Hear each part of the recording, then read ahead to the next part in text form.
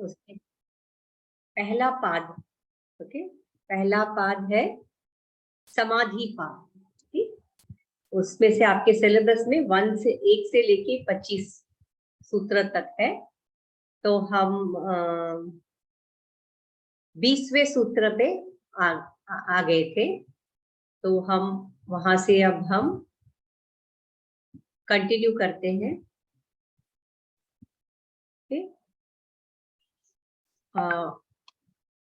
Yes, 20वें सूत्र।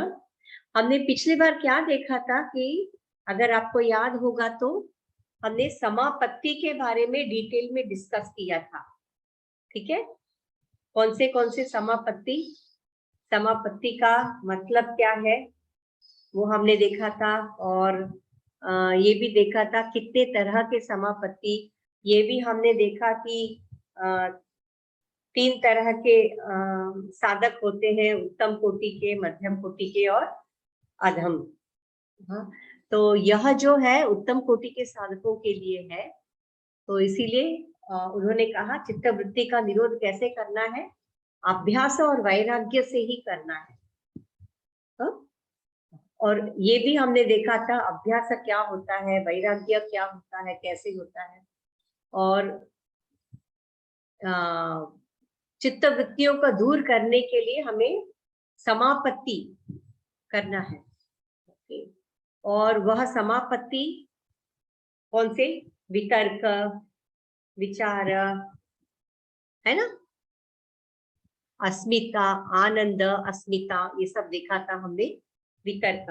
तो इन सब चारों प्रकार की समापत्ति को हम संप्रज्ञात समापत्ति ऐसा कहते हैं, राइट। फिर हमने ये भी देखा था असंप्रज्ञात समाधि। तो उससे पहले हमने ये देखा था यह भव प्रत्ययो विदेह प्रकृति लया नामना, ये 2 तरह के होते हैं। एक है वो योगिया है जिनको पूरी तरह से प्राप्त हो चुका है और देह को छोड़ के जाते हैं, वो एक तरह का है। और दूसरे तरह का, वो संस्कार तो खत्म हो चुके हैं पर उसके बीज अभी भी बाकी है, शेष है बीज। ओके, तो फिर उन बीज को नाश करने से पहले ही उनका काल आ चुका है और वह शरीर छोड़ चुके हैं। तो उन्हें क्या होगा, अगले जन्म में उन्हें ऐसा शरीर प्राप्त होगा जो शुरू से ही वह साधना कर सकते हैं और वही जन्म उनका आखिरी जन्म होगा। ओके, फिर वह प्रकृति में लीन हो जाते हैं। अब हम आते हैं कि यह समापत्ति तो हमने देख लिया। वह 2 तरह के, भव प्रत्यय और उपाय प्रत्यय, है ना। अब जिन योगियों की भव प्रत्यय की स्थिति नहीं होती है वह उपाय से ही इसे सिद्ध करना पड़ता है, ठीक है। और अब और बेसिकली ये अभ्यास किसके लिए है वह हमें भूलना नहीं चाहिए, क्योंकि शुरुआत में दूसरे सूत्र में पतंजलि महर्षि ने क्या कहा है, योगः चित्त वृत्ति निरोध, ये समापत्ति, ये सब सारी चीजें वो चित्त वृत्तियों का निरोध करने के लिए है, ठीक है। और वह समाधि कैसे प्राप्त होता है यह ये वह अगले सूत्र में बता रहे हैं। क्या बताते हैं, श्रद्धा, वीर्य, स्मृति, समाधि, प्रज्ञापूर्वक इतरेषाम। ओके, इतरेषाम मतलब अब तक हम जो बोलते आए हैं, मैंने क्या कहा, उत्तम कोटि के साधकों के लिए है, ठीक है। ये श्रद्धा, वीर्य, स्मृति। अब हम देखते हैं जैसे अभी पिछले सूत्र में हमने देखा था विदेह और प्रकृति लय, विदेह प्रकृति लय, इन दोनों भेद है। इनसे भिन्न योगियों को मतलब इनको छोड़ के, जो विदेह और प्रकृति लयानम जो अभी हमने सीखा था, इन दोनों तरह की योगियों को छोड़ के इतरेषाम और भी तरह के योगियां हैं, योगी है, तो उन योगियों के लिए उन्हें कैसे प्राप्त होगा, वह कैसे चित्त वृत्ति का निरोध कर सकते हैं, उसके लिए पतंजलि महर्षि एक देते हैं, एडवाइस देते हैं। वह क्या है? श्रद्धा, वीर्य, स्मृति, ओके, समाधि। अच्छा, अब यहाँ पे यह उपाय किसके लिए बता रहे हैं? यह उपाय दूसरे तरह की समाधि, अभी पहले तरह की समाधि कौन सा था आपको याद है, जो हमने सीखा था, याद है? वह था संप्रज्ञात समाधि के बारे में बात कर रहे हैं। अब यहाँ पे शब्द असंप्रज्ञात यूज नहीं किया है, दूसरे तरह के समाधि ऐसे उन्होंने यूज किया है। तो उसके लिए श्रद्धा, वीर्य और स्मृति। अच्छा, पहले हमने ये देखा था कि यह भव प्रत्यय योगी, फिर उसके अन्य योगी के लिए उपाय प्रत्यय से निर्बीज समाधि वो प्राप्त कर सकते हैं। ठीक है, अब क्या वह निर्बीज समाधि वह प्राप्त करने के लिए सबसे पहले वह क्या बताते हैं?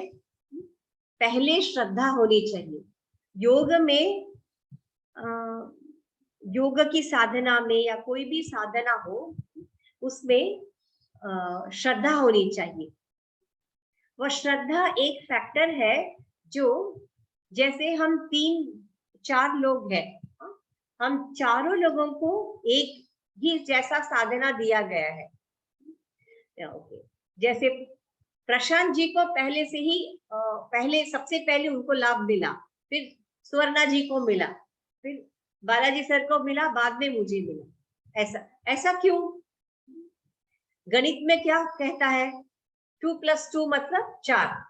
ठीक है, चाहे आप श्रद्धा रखो या नहीं रखो, कैसे भी 2 + 2 4 ही होता है। पर योग में ऐसा काम नहीं करता। क्यों नहीं काम करता है? क्योंकि मेरी श्रद्धा उसमें कम थी, मुझे संदेह ज्यादा था कि अरे ये समाधि सच में मुझे लाभ मिलेगा नहीं मिलेगा, मुझे समाधि प्राप्त होगा या नहीं होगा, मेरे अंदर संदेह ज्यादा बढ़ गया। ठीक है, हाँ, तो यह अंतर होता है कि सभी साधकों को एक जैसा साधना देने के बाद भी किसी को शीघ्र ही लाभ मिलता है और किसी को बाद में। तो यह श्रद्धा होना बहुत ही मतलब अति आवश्यक है। इसके बिना हमारी योग साधना पूर्ण, भक्ति में भी वही है, भक्ति में भी वही है, ज्ञान योग उसमें भी वही है। तो श्रद्धा को बहुत महत्व दिया गया है। ओके, इवन भगवत गीता में भी कृष्ण भगवान बताते हैं, जो श्रद्धा के साथ ज्ञान प्राप्त होता है उसे ही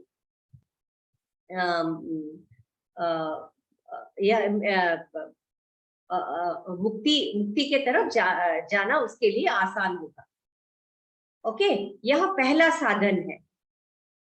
ठीक है, सबसे पहला क्या है? श्रद्धा। ओके, और दूसरा क्या है? श्रद्धा, वीर्य और स्मृति, ऐसा 3 दिया गया है। अच्छा, वीर्य मतलब वाइटलिटी, हमारे अंदर का जो वाइटल एनर्जी है उसे वीर्य ऐसे कहते हैं। ये वीर्य जो है बहुत ही इम्पोर्टेंट है, और हम लोग क्या करते हैं? उस वीर्य को वेस्ट करते हैं। हम इस वीर्य को वेस्ट कैसे हम वेस्ट करते हैं? जैसे हम अपनी इच्छा को पूर्ण करने के लिए हम इस वीर्य को हम वेस्ट करते हैं। ठीक है, इसीलिए यहाँ पे हमेशा ब्रह्मचर्य का पालन करने के लिए कहा, जब तक हम योग साधना करते हैं तब तक इसका पालन करने के लिए कहा गया है। तो जब हम इस वीर्य की रक्षा करते हैं, वीर्य को हम वेस्ट नहीं करते हैं, तब तक हमारा मन, इंद्रिय और शरीर हमारे नियंत्रण में रहेगा। अदरवाइज वीर्य को वेस्ट करेंगे, हमारे इंद्रिय हमारे कंट्रोल में नहीं रहेगा और हम वस्तुओं के पीछे हम दौड़ते रहेंगे। कभी मन,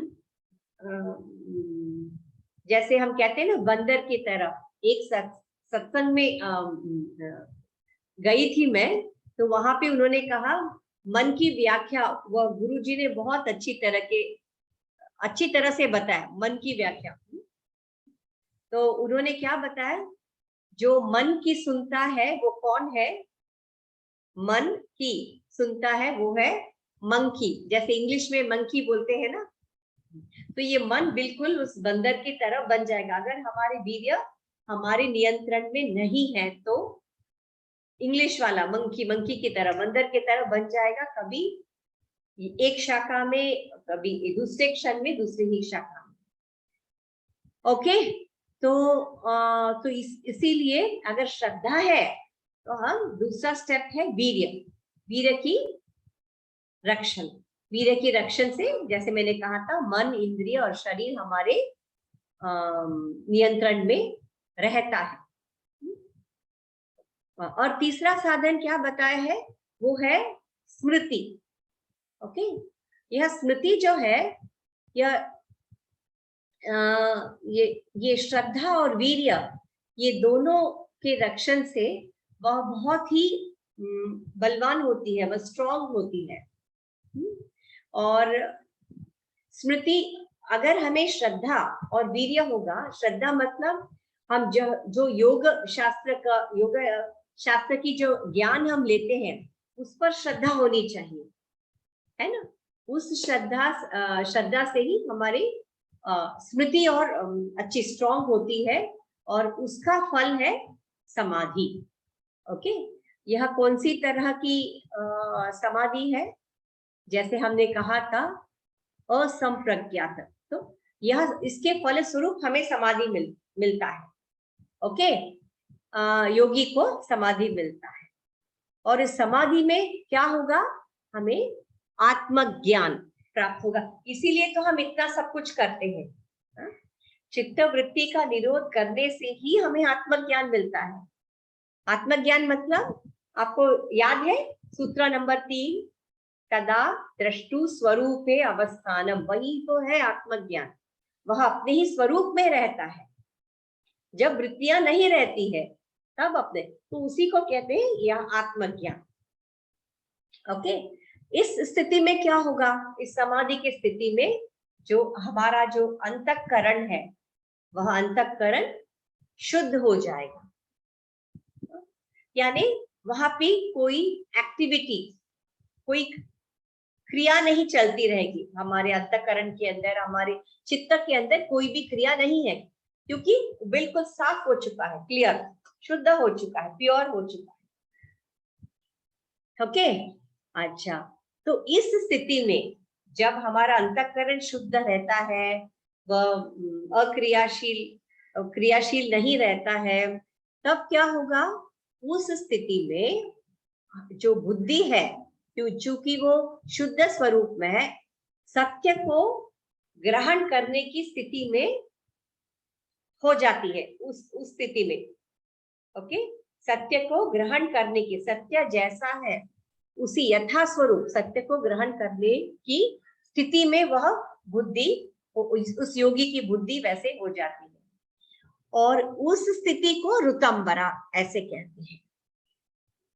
ओके, अब यह ऋतंबरा हो जाने के बाद, यह ऋतंबरा ज्ञान मतलब यह प्रज्ञा से भी ऊपर है, विजडम से भी ऊपर है।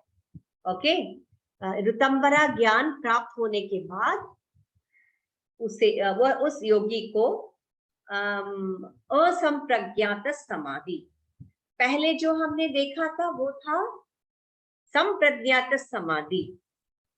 अच्छा, ओके, यह था असंप्रज्ञात समाधि।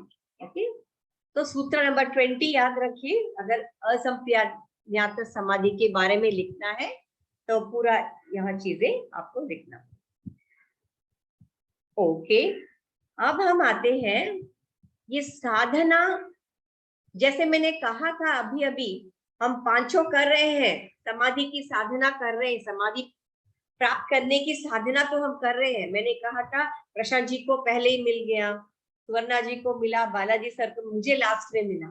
मैंने कहा था ना, अब उसका उत्तर आपको इस सूत्र में आपको मिलेगा। उसका उत्तर तीव्र संवेगानाम आसन्नः। तीव्र, हम जितने तीव्र गति से हम साधना करते हैं तो उतने ही शीघ्र से हमें सिद्धि, उस योगी को सिद्धि प्राप्त होती है। अब समझ में आ रहा है कि किसी को जल्दी मिल रहा है और किसको नहीं मिल रहा है, वो सोचेगा अरे ये सब बेकार है, ऐसे कहेगा। वो ये नहीं कहेगा कि गलती उनकी है। तो इस पर हम आते हैं तीव्र संवेगाना। तीव्र, आप कितने तीव्र वेग से आप अपनी साधना करते हो उतने ही शीघ्र उस योगी को सिद्धि प्राप्त होती है। ओके, अब देखिए यह निर्बीज समाधि है। उस स्थिति के निर्बीज समाधि को प्राप्त करने के लिए, ठीक है। अच्छा, अब हम आते हैं, जैसे मैंने कहा था जितने तीव्र होगा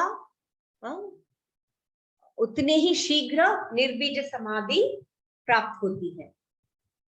ओके, यह उस साधक के पर निर्भर करता है कि उसे कितनी जिज्ञासा है, उसे कितना इंटरेस्ट है, वह कितना डिसिप्लिन है, कितना रेगुलरली करता है, ये सब उस साधक के ऊपर डिपेंड करता है। यहाँ पे ना, यह जितना अच्छा लगता है दिखने में, यहाँ उतना ही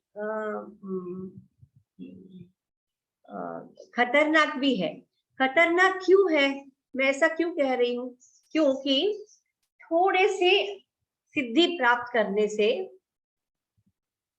हमारी अंदर वह ईगो जाग उठती है।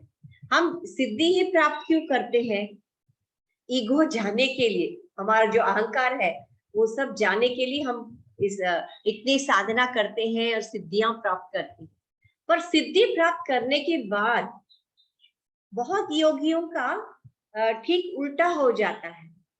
वह अहंकार आ जाता है और उन सिद्धियों का प्रदर्शन करने लगते हैं। तीव्र संवेगाना, वह तीव्र फिर जितना वेग से ऊपर गए उससे ज्यादा वेग से वह नीचे आ जाते हैं, वापस जीरो पे आ जाते हैं।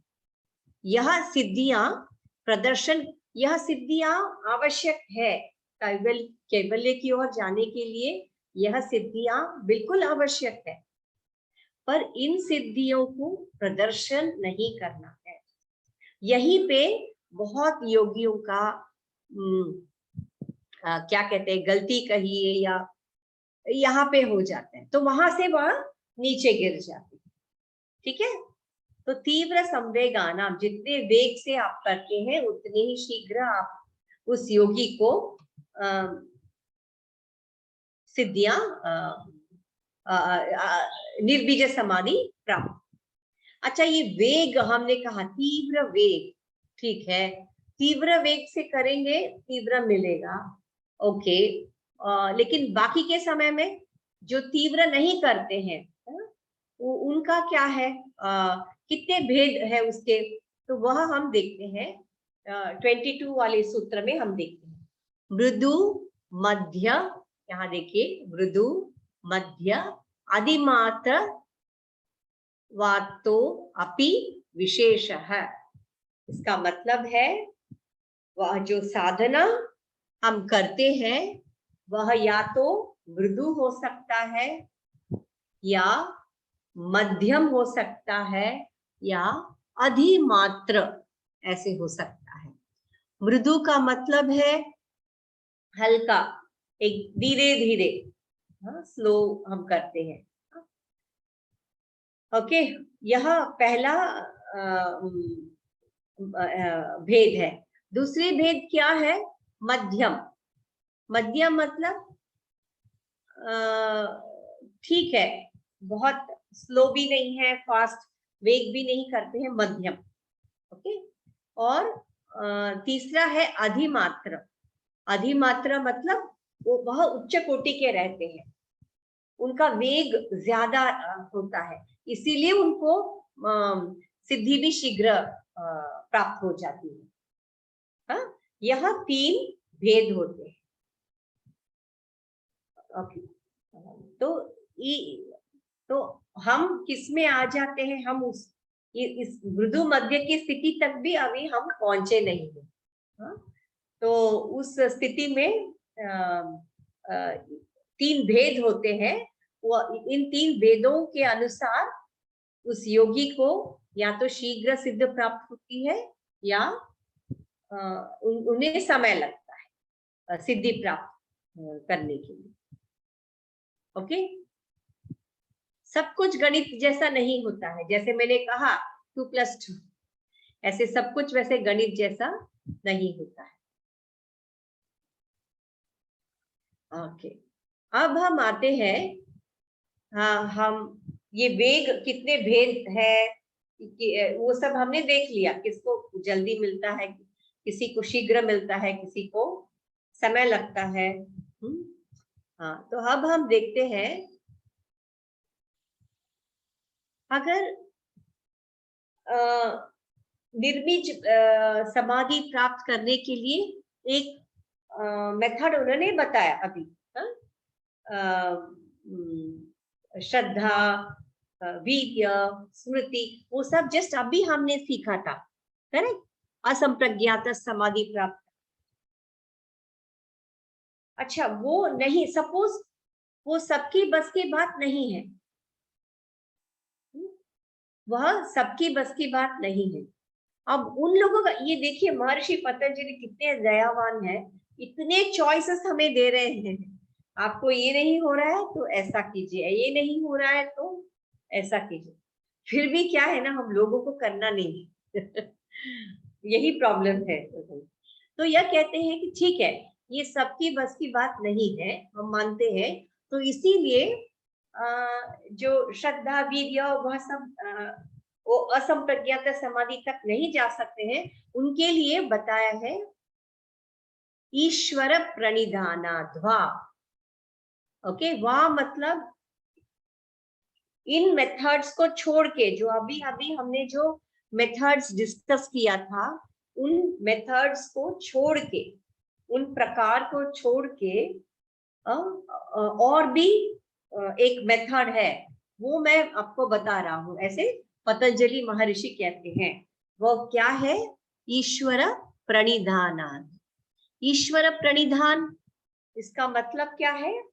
ईश्वर के सामने पूरी तरह से शरणागत होना, उसी को कहते हैं ईश्वर प्रणिधान। ओके, पूर्ण शरणागति से ईश्वर की भक्ति करेंगे तो भी हमें यह निर्बीज समाधि की सिद्धि शीघ्र ही प्राप्त होती है। पर हमारा प्रॉब्लम क्या है ना, हम प्रश्न उठाते हैं, ये क्यों होता है, वैसा क्यों होता है, ऐसे प्रश्न तो उठाते हैं। अच्छा, जब उसका उत्तर दिया गया है फिर उसका हम पालन नहीं करते, कहेंगे अरे बहुत ही क्या मुश्किल है, हम कर नहीं पाएंगे। ठीक है, फिर दूसरा ऑप्शन देते हैं ईश्वर प्रणिधान। ईश्वर प्रणिधान में उसमें भी मन में संदेह आता है, सिर्फ ईश्वर प्रणिधान करने से क्या होगा? तो इसीलिए तो यह चॉइस देते हैं, हमारे ऊपर है, हम हमारे प्रवृत्ति कैसी है उसके अनुसार हम उस मेथड को लेना है, और मेथड लेना नहीं है, उसे फॉलो करना है। योगा क्या है? It is an experiential science. Experiential मतलब अनुभवी विज्ञान है। जैसे कि हम जैसे कहानी बताते हैं ना, जैसे मैंने गणित के बारे में बताया था। गणित में कोई श्रद्धा की जरूरत नहीं है। आप श्रद्धा रखो नहीं रखो, जैसे मैंने कहा 2 + 2 4 ही होने वाला है, और 5 + 5 10 ही। यहाँ पे वैसा नहीं चलता है।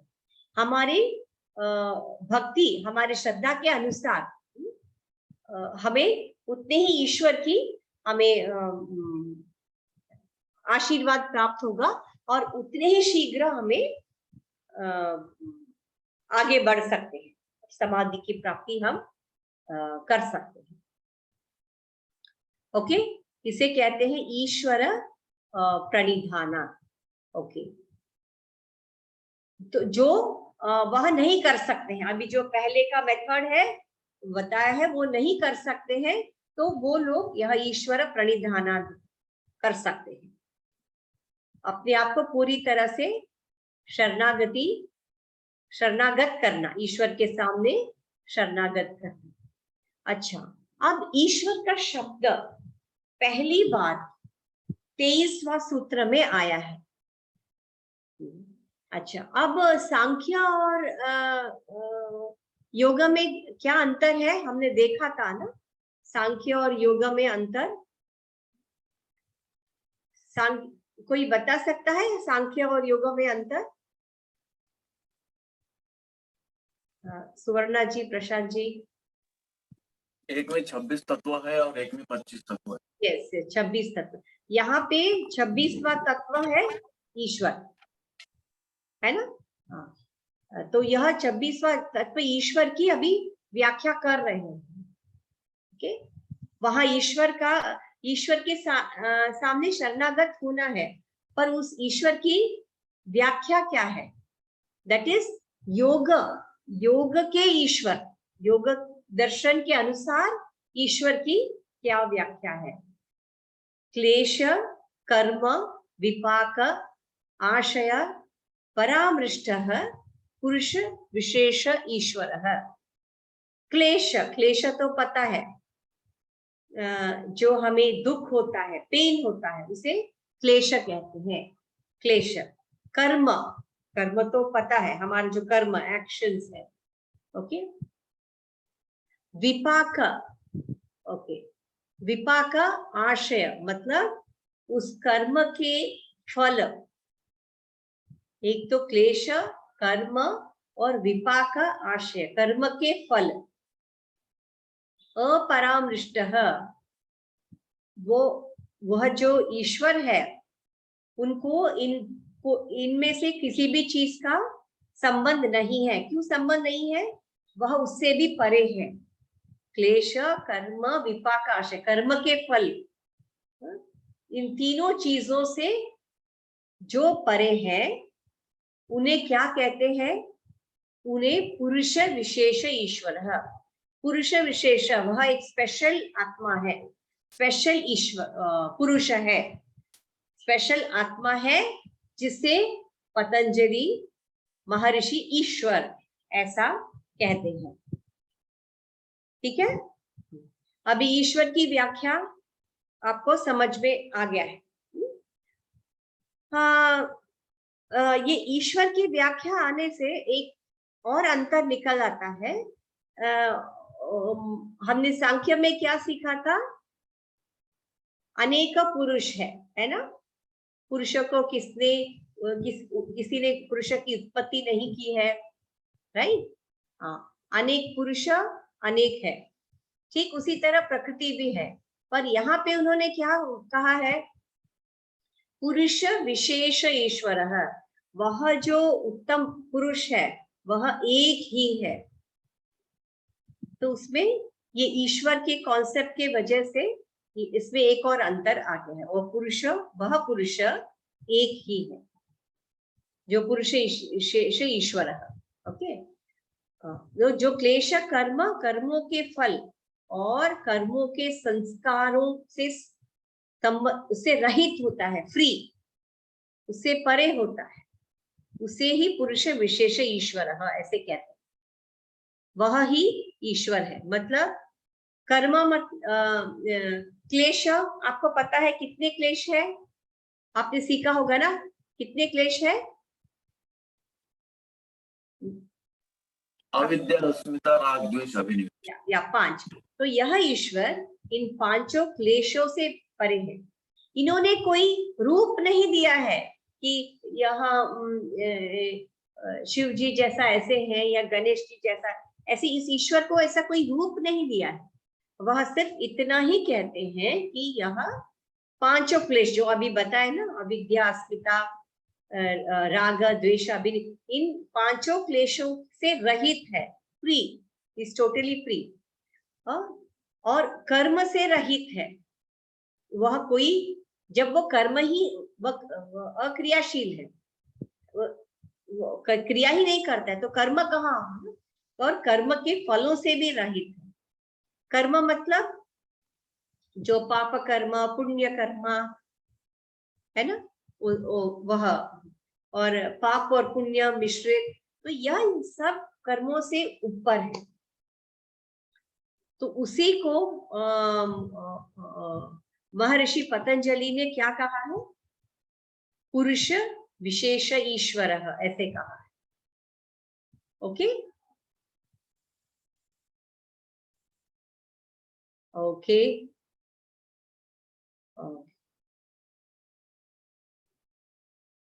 अच्छा, जब ईश्वर का प्रश्न आया तो हमें क्या करना है? 24 से शुरू करना, ईश्वर प्रणिधानाद्वा 23 से शुरू करके 24 और 25। अच्छा, अब वह ईश्वर को हम कैसे देखते हैं? ओके, एक तो सबसे पहली बात, वह कर्म, विपाक, आशय, इन सब से रहित है। और वो क्या क्या है, वह 26वां सूत्र में दिया गया है।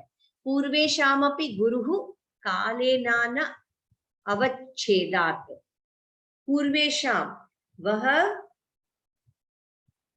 पूर्वजों के भी पूर्वज है, मतलब सबसे पहले गुरुओं के भी गुरु, सबसे ऊपर कौन है जिनसे ये सब शुरू हुआ है? यह ईश्वर वह है। पूर्वेशामपि गुरुः कालेनान, कालेनान मतलब वो काल से भी परे है। ओके, सब काल से भी पहले थे, है ना? तो यह ईश्वर इन जो पूर्वजों का भी गुरु है, सभी पूर्वज जितने भी हैं उनके गुरु हैं। क्यों? क्योंकि वह अनादि है, काल से भी वो परे है। ठीक है? सो ईश्वर के लिए 23, 24, 25, 26 और आगे भी बताया गया है। ओके, अच्छा, अब इनकी साधना कैसी करनी है? उन्होंने कहा ना, ईश्वर प्रणिधानाद्वा, जो वह निर्बीज समाधि के लिए जो दिया गया था साधना, वह नहीं कर सकते हैं, तो उनके लिए ईश्वर प्रणिधानाद्वा। अब ईश्वर प्रणिधान को कैसे करना है? तो ओके, तत् जपः तदर्थ भावनम। अच्छा, तद मतलब इनका कैसे करना है? इनके जपः करना है, जपः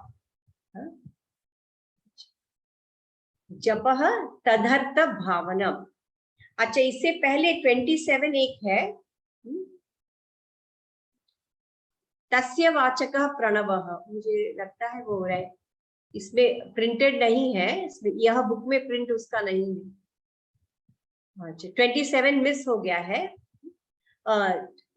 तस्य वाचकः प्रणवः 27, उनका नाम प्रणव है।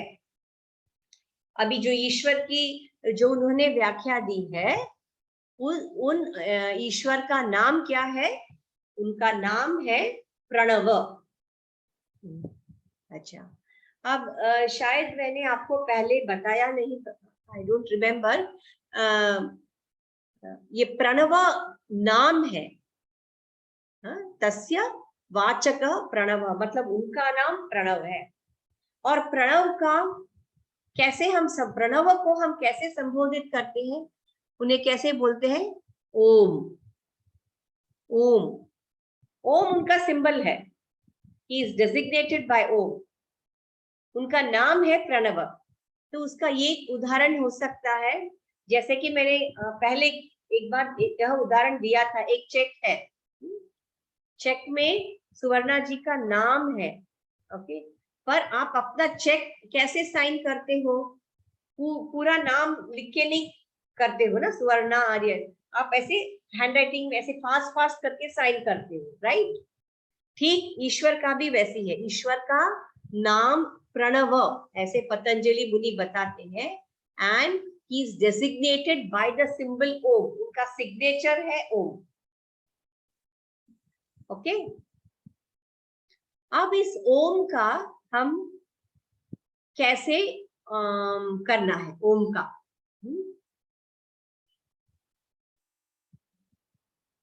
ओम का जपह करना है। तो ओम का जपह कैसे करना है? तज जपह तदर्थ भावनम। ओके, तत् जपह। ओके, उसका जप हम कैसे करते हैं? तदर्थ, और उसका अर्थ समझ के, उसका अर्थ समझकर भावना के साथ, पूरे अवेयरनेस के साथ, पूरे चैतन्य के साथ समझ के हमें उन ओम का जपह करना है। अभी ओम का अर्थ कहाँ पर मिलेगा? मैंने पहले ही कहा था, यह योग दर्शन किस तरह के दर्शन है? आस्तिक है कि नास्तिक है? यह योग दर्शन आस्तिक दर्शन है। और आस्तिक दर्शन वेद को प्रमाण के रूप में मानता है ना, आस्तिक दर्शन। तो इस ओम का अर्थ आपको उपनिषदों में आपको दिया गया है। जैसे मुंडक उपनिषद है, ऐसे उपनिषदों में ओम का अर्थ दिया गया है। तो इसीलिए ये कहते हैं ओमकार का जप करना है। कैसे करना है? अर्थ को समझ के, भावना के साथ, ओके, पूरे चैतन्य के साथ, अवेयरनेस के साथ, कंसंट्रेशन के साथ में हमें करना है ओम का जप। इसीलिए कहा गया है तत् जपः तदर्थ भावनम। ओके, अच्छा, अब हमारे जो सिलेबस में दिया गया है उतने हम कंप्लीट कर चुके हैं। एक्चुअली 25 तक दिया था, बट जस्ट कंटिन्यू करने के लिए मैंने ओम का पूरा, ईश्वर का पूरा मैंने कॉन्सेप्ट को कंप्लीट कर लिया है। अच्छा, ईश्वर के बारे में लिखना है तो सूत्र नंबर 23 से लेके 28 तक। ओके, अगर ईश्वर के बारे में प्रश्न पूछेंगे तो पूरा उसका अर्थ लिखना है। ओके, अब यहाँ पे सूत्र सा जो हमने जो सूत्र था 1 से 25 वह समाप्त हो चुका है। ठीक है, अब हम दूसरे टॉपिक पे जाते हैं। आपका अगला टॉपिक आपके सिलेबस में दिया गया है हठ योग प्रदीपिका। ओके, हठ योग प्रदीपिका पहला। अभी हठ योग प्रदीपिका में जैसे अभी अभी हमने सूत्र में क्या किया था, पहले पहला पाद उसे हम समाधि पाद कहते हैं, दूसरा पाद साधन पाद, फिर विभूति पाद, ऐसे कहते हैं ना, पाद पाद ऐसे कहते हैं। ठीक उसी तरह इस हठयोग प्रदीपिका में उनकी रचयिता कौन है? हठयोग प्रदीपिका की रचयिता कौन है? किसने, इन्होंने लिखा है? उनका नाम है स्वामी स्वात्माराम सूरी। ओके, स्वामी स्वात्माराम सूरी, उन्होंने ही यह हठयोग प्रदीपिका लिखा है। अब हठ योग में, ओके, हठ योग एक तंत्र योग है। तंत्र योग में एक भेद है हठ योग, ठीक है। पहले उस चीज को आप समझ लीजिए। तंत्र योग का एक भेद है हठ योग। अच्छा, अब इस हठ योग जो ग्रंथ है उसमें 4 ग्रंथ आते हैं। हठ योग के अंडर, हठ योग के नीचे 4 ग्रंथ आते हैं। वह कौन कौन से हैं? हठ योग प्रदीपिका, शिव संहिता, हठ योग प्रदीपिका, गेरंड संहिता और सिद्ध सिद्धांत पद्धति। हठ योग तंत्र योग का भेद है और हठ योग के नीचे 4 ग्रंथ आते हैं। यह 4 ग्रंथों का नाम शिव संहिता, हठ योग प्रदीपिका, गेरंड संहिता और सिद्ध सिद्धांत पद्धति। अच्छा, इनमें से हमें अभी हठ योग प्रदीपिका हम सीखेंगे अभी BA के, और उसमें से पहला चैप्टर हम सीखेंगे, ठीक है।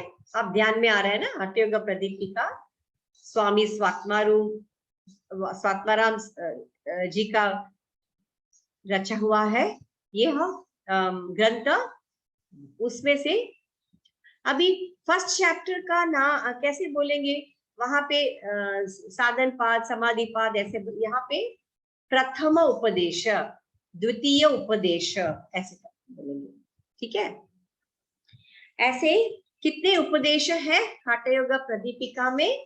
4 उपदेश, 4, प्रथम, द्वितीय, तृतीय और चतुर्थ। अच्छा, यह अब इन चारों उपदेशों में से सबसे पहला उपदेश, प्रथम उपदेश है, वह उसका नाम है आसन। अच्छा, अब इस उपदेश में स्वामी जी ने क्या किया है? ऐसा नहीं कि शुरू होते ही पद्मासन, वीरासन, सिंहासन ऐसे नहीं किया है उन्होंने। ओके, वो समझने की कोशिश कीजिए। जैसे कि सूत्रस में कैसे 8 अंग दिए हैं। सबसे पहले यम, नियम, ऐसे अलग अलग से 8 अंग दिए हैं, राइट। इनका क्या है? यह चतुरांग है। पतंजलि मुनि का अष्टांग योग है, राइट। यह हठ योग प्रदीपिका का चतुरांग योग। ऐसे कंपेयर करके स्टडी कीजिए, आपको ध्यान में रहेगा। वहां पे पहला अंग है पतंजलि में यम, नियम, तीसरा अंग है आसन। पर यहाँ पर ऐसा नहीं है। स्वामी जी ने पहले ही अंग का नाम आसन ऐसे रखा है, ठीक। अच्छा, ये पहले अंग का नाम आसन रखा है। और इस आसन में उन्होंने उसी के अंदर ही ये जो गुरु शिष्य की जो परंपरा है उनके बारे में बात किया है। ओके, उनके बारे में उल्लेख किया है। और फिर क्या क्या फिर बताया है कि ये हठ योग का साधना करने वाले जो साधक है, हाँ, वह जगह कैसी होनी चाहिए। उसके बारे में बताया है। और फिर बाद में उन्होंने ये बताया है कि सिद्धि प्राप्त करने के लिए, यानी सक्सेस, हठ योग में सक्सेस मिलने के लिए हमें कौन से गुण होने चाहिए, क्या कारण क्या है सक्सेस मिलने का और हमारा फेलियर होने का, उसे साधक तत्व बाधक तत्व कहते हैं। फेलियर होने के क्या कौन से कारण है वह बताए। और जब साधना करते हैं वह साधना जगह कैसा हमें चूज करना चाहिए, मतलब उस जमाने की बात कर रही हूँ, उन्होंने कैसे जगह चूज किया, कहाँ पे प्रैक्टिस किया, वो सब यहाँ बताए। और बहुत इंपॉर्टेंट यह बताया है कि आहार कैसे होना चाहिए, मिताहार के बारे में बताया। अच्छा, ये और हाँ यस, और यम नियम के बारे में बाद में बताया। और यहाँ हठ योग प्रदीपिका में, अच्छा यम नियम अलग अंग नहीं है, आसन के अंग के अंदर ही यहाँ पे यम नियम आ जाता है, ठीक है, उसके अंदर ही यम नियम आ जाता है। ओके, फिर यह सब होने के बाद में उन्होंने आसन की व्याख्या शुरू किया है। ओके, अच्छा, तब अभी हम एक सेकेंड,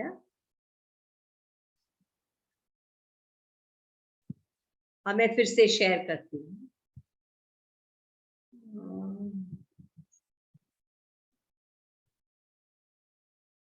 अच्छा, ओके, अभी प्रथम उपदेश, ओके, आसन, उसका नाम है आसन।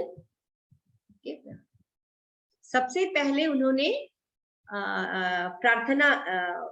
प्रार्थना किसको किया है, आदिनाथ यानी शिव जी को सामने उन्होंने प्रार्थना किया है।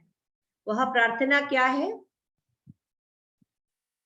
शरी आदिनाथाय नमोस्तु तस्मै योनोपदृष्ट्वा हठयोग विद्या विभ्राजते परोन्नत राजयोगम आरोढ़ मिच्छोर अधिरोहिणीव। इसका मतलब क्या है, मैं उन शिव जी आदिनाथ जो ये जो योग के रचयिता कौन है, ये जो हठ योग, ये जो तंत्र योग के रचयिता कौन है, सबसे पहले योगी कौन है, आदिनाथ। यस, आदिनाथ शिव जी है। तो वही सबसे पहले उन्होंने इसकी शुरुआत की थी। ऐसा एक कहानी एक ग्रंथ में आता है कि शिव जी पार्वती जी को योग समझा रहे थे और बीच में वह सो गई थी, तो उनको गुस्सा आ जाता है और वो कहते हैं कि तुम एक मछुआरे के यहाँ जन्म लोगी। तो फिर अगले जन्म उनका मछुआरे के यहाँ होता है, क्योंकि मछली जब हम पकड़ते हैं बहुत कंसंट्रेशन की जरूरत है ना, बहुत ध्यान से जाल को फेंकना पड़ता है। तो उस वह मछुआरे के यहाँ जन्म लेती है। फिर शिव जी वापस आ जाते हैं और फिर उनको योग का पूरा परिभाषा समझाते हैं कि योग क्या होता है। हम सोचते हैं योग का मतलब है सिर्फ ये आसन, पद्मासन करो, शीर्षासन करो, हम इसको योग समझते हैं, है ना। वो योग का मतलब वो नहीं है। एक सवाल था, जो एग्जाम में ये स्टोरी पूछी जाएगी क्या? नहीं, ये सिर्फ इंफॉर्मेशन के लिए था। स्टोरी बिल्कुल नहीं लिखना, प्रस्तावना में बस इतना ही लिखना है कि स्वामी स्वात्माराम स्वामी जी का लिखा हुआ है, शॉर्ट में 4 अंग है, इसीलिए इसको चतुरांग भी कहते हैं, ऐसे चतुरांग योग ऐसे कहते हैं। और आदिनाथ ही यह ट्रेडिशन, नाथ ट्रेडिशन की शुरुआत आदिनाथ ने की। बस इतना ही, और कुछ ज्यादा नहीं, स्टोरी नहीं पूरी। ओके, अब हम दूसरे श्लोक में आ जाते हैं। प्रणम्य शरीर गुरुं नाथं स्वात्मारामेण योगिना केवलं राजयोगाय हठ विद्योपदिश्यते। मतलब वो क्या करते हैं, पहले आदिनाथ को उन्होंने प्रणाम किया, फिर उनके गुरु, ये देखिए गुरु शिष्य हमें इतना प्रमाण देते हैं, ये किसी से सिर से निकला हुआ नहीं है, ये गुरु शिष्य परंपरा से आया हुआ है। फिर भी कुछ लोगों को एक्सेप्ट करने के लिए बहुत तकलीफ हो रहा है। ओके, फिर इनके गुरु को प्रणाम करते हैं। ओके, उनका इनके गुरु को प्रणाम, नाथ का ट्रेडिशन उन्होंने ही, नाथ परंपरा उन्होंने ही शुरू की थी। किसके लिए करते हैं? क्योंकि वो उनके गुरु से ही उनको हठ योग का ज्ञान प्राप्त हुआ। और ये हठ योग का ज्ञान किसके लिए है? आप ये शब्द देखिए, केवलम राजयोगाय। ये हठ योगा आजकल सब सर्कस जैसा करते हैं ना आसन, उसके लिए नहीं है ये। केवलम राजयोगाय, सिर्फ राजयोग को प्राप्त करने के लिए ही है यह हठ योग। ये जो मैंने बुक निकाला है, एक्सप्लेनेशन इंग्लिश में दिया है, मैं और ढूंढती हूँ, हिंदी का आपको निकालती हूँ। अदरवाइज आपके जो सिलेबस में जो दिया है वह बुक आप खरीदिए, आपके सिलेबस में जो ऑथर दिया है और जो इजी एक्सप्लेनेशन दिया है वह पुस्तक भी मैं आपके साथ शेयर। ओके, हाँ, केवलम राजयोगा है, सिर्फ और सिर्फ राजयोग की प्राप्ति के लिए ही हमें हठ योग का साधना हमें करना है। ओके, भरान्त्या बहुमत धवान्ते राजयोगम अजानता हठ प्रदीपिकां दत्ते स्वात्मा राम कृपाकरः। देखिए उनकी ग्रेटनेस, देखिए उनकी महानता, देखिए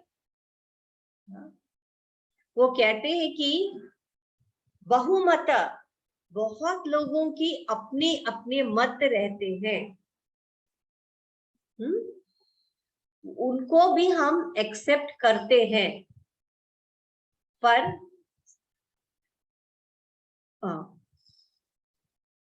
इस वजह से राजयोग का ज्ञान, उन्हें बहुत लोगों के अलग अलग मत होते हैं ना, तो इस वजह से राजयोग का ज्ञान प्राप्त नहीं हो पा रहा है। इसीलिए स्वात्माराम, मतलब खुद का नाम बता रहे हैं। आगे जाके हम जैसे लोग पढ़ेंगे फिर हम पूछेंगे ना किसने लिखा है, तो यह स्वात्माराम जो है, इसके लिए अलग अलग लोगों की अलग अलग मत हो सकते हैं। उनकी महानता देखिए, सबके मत को भी स्वीकारा है। और यह स्वात्माराम अभी हठ योग प्रदीपिका का क्या बोलते हैं, टॉर्च को क्या बोलते हैं हिंदी में? लाइट, टॉर्च ना। हाँ, हठ योग प्रदीपिका का जो टॉर्च है वह मैं अभी आपके सामने प्रस्तुत कर रहा हूँ। ऐसे, हाँ जी, बत्ती बत्ती, हाँ, बत्ती या लालटेन या जो भी हम बोलते हैं ना, लालटेन से, हाँ, यस, वेरी गुड, बत्ती। हाँ, तो हाँ, मैं अभी हठ योग प्रदीपिका जो आपके लिए बत्ती का काम करेगी, आपको प्रकाश दिखाएगी। किसके प्रकाश? राजयोग के ज्ञान के प्रकाश आपको दिखाएगी। हाँ, यह है योगी स्वात्माराम जी खुद कह रहे हैं। ओके, अच्छा, अब देखिए 4th वाले श्लोक में क्या आ रहा है। हठ विद्याम ही मत्स्येंद्र, मतलब कहाँ से शुरू हुआ है ये नाथ का जो परंपरा है, कहाँ से शुरू हुआ? नो डाउट आदिनाथ से ही शुरू हुआ है, ठीक है। पर आदिनाथ का जो कॉन्वर्सेशन है, जैसे मैंने कहा था शिव जी पार्वती जी को सिखा रहे थे, उसे मत्स्येंद्रनाथ ने सुन लिया और वहां से परंपरा शुरू। इसीलिए मैं वह कहानी बता रही थी, लेकिन उत्तर में लिखना नहीं है आपको कि शुरुआत कैसे हुई, आपको पता चलना चाहिए। हठ विद्याम ही मत्स्येंद्र गोरक्षाध्या विजानते स्वात्मा रामो अथवा योगी जानीते तत प्रसादतः। मतलब उनको किन से ज्ञान मिला? उनके गुरुओं से ज्ञान मिला। उनके गुरु कौन कौन है? स्वात्माराम जी। ये गुरु परंपरा से आया हुआ है, ऐसे वो प्रमाण दे रहे हैं हम। ओके, जैसे मत्स्येंद्रनाथ, गोरक्षनाथ, ये सब उनके गुरु है। उनके गुरु से उनको ज्ञान प्राप्त हुआ है और उनके आशीर्वाद से ही वह यह लिख रहे हैं हठयोग। उन्होंने उनसे सीखा। देखो, उन्होंने एक चीज का भी क्रेडिट नहीं लिया। क्रेडिट मतलब उन्होंने कभी नहीं कहा कि मैंने किया है, ये मेरे रचित है, ऐसे कभी उन्होंने नहीं कहा है। मेरे गुरुओं से सीखा हुआ ज्ञान अभी मैं प्रस्तुत कर रहा हूं। ओके, अब हम तो याद रखिए सिर्फ उनके गुरु कौन कौन है? गोरक्षनाथ, मत्स्येंद्रनाथ, गोरक्षनाथ आदि, ये इनके गुरु है। अच्छा, अब अगले 5वें श्लोक में यह बता रहे हैं कि श्री आदिनाथ। हाँ जी मैम, एक सवाल था ऐसा कि एग्जाम में इसके ऊपर सवाल कैसे, किस तरह से पूछे जाएंगे? इसके ऊपर सवाल तो नहीं आना चाहिए। ये सब जो एमसीक्यूज एग्जाम के लिए बैठते हैं ना, उनके लिए है। ये एमए, आप की योगा टीचर्स बन रहे हो, आप पोस्ट ग्रेजुएट हो, नहीं तो कोई भी डिप्लोमा करके भी टीचर बन सकता है। आई एम सॉरी, आप बीए कर रहे हो ना? आप डिग्री कर रहे हो, पोस्ट ग्रेड डिग्री करोगे, है ना? हाँ, तो उनमें और जो डिप्लोमा करने वाले में क्या फर्क है? ये डिप्लोमा जो करके आते हैं उनको ये डीप नॉलेज नहीं रहता है। आप प्रॉपर आप डिग्री कर रहे हो, अभी बीए कर रहे हो, बीए के बाद आप एमए करोगे, है ना? आपके पास प्रॉपर डिग्री है। जब आपको खुद को पता होना चाहिए, जैसे आपके स्टूडेंट से कुछ सवाल किया, प्रश्न पूछा, तो आपको उत्तर देना आना चाहिए। तो आपको खुद को डीप नॉलेज होना चाहिए। इसका कोई प्रश्न तो नहीं बन सकता है, ये सिर्फ आपके नॉलेज के लिए रखा गया। जैसे कि आप कॉम्पिटिटिव एग्जाम दे रहे हो, जैसे कि वो जो YCB का लेवल 1, लेवल 2, लेवल 3, वो सब जब देंगे तो उसमें मल्टीपल चॉइस क्वेश्चंस आएगा। तो उसमें आपको पूरा टेक्स्ट, पूरा ग्रंथ आपको पता होना चाहिए। वो ग्रंथ में से कहीं से भी प्रश्न पूछ सकते हैं, इसीलिए आपको ग्रंथ का ज्ञान होना आवश्यक है। चलिए आगे बढ़े हम। ओके, एक्चुअली अब समय समाप्त हो चुका है। बालाजी सर। हाँ मैडम।